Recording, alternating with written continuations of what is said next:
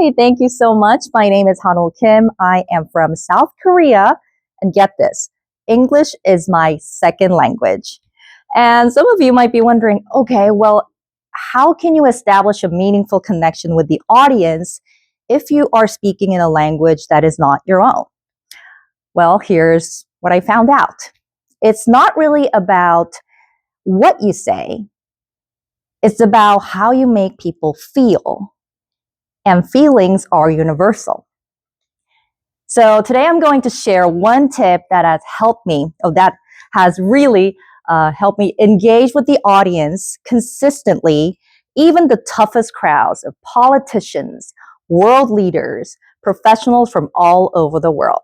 And before I get into the juicy details, I'm going to give you some context of what I do. So most of the events I host are very formal, official, protocol events. It leaves very little room for improvisation, leaves very room for humor, or even lighthearted call and response. So what can I do to engage with the audience? So one thing you can do is to tell a story that reminds the audience members why they're there. You see, most people think that you need to have flashy words or big words to elevate the experience. But if you want to rise up, you actually need to go down first. You got to go deep and ask the foundational question, why are you here? And let me give you an example. I was hosting a global symposium for myopia management. And at first, I didn't even know what that meant.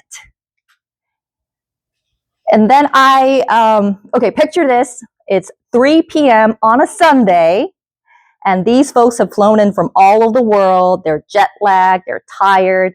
They've been sitting on the same spot since 9 a.m. in the morning, listening after presentations, after presentations, after presentations. So what do I do to wake them up, to engage with a crowd? So this is what I did.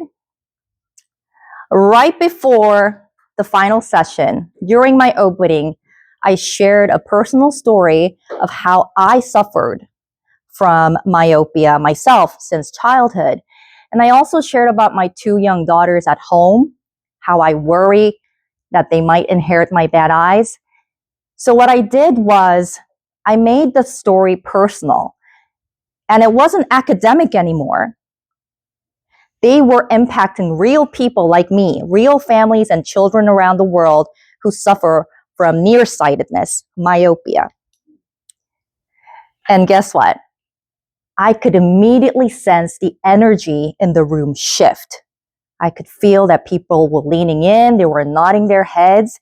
And afterwards, I had people who approached me and said, wow, like your story was really touching. Thank you for putting that personal touch to this event. And some doctors even gave me medical advice, like you should really go see a doctor. You should take your 2 daughters to the doctor's office, and gave me their card, like feel free to approach me, come to my office.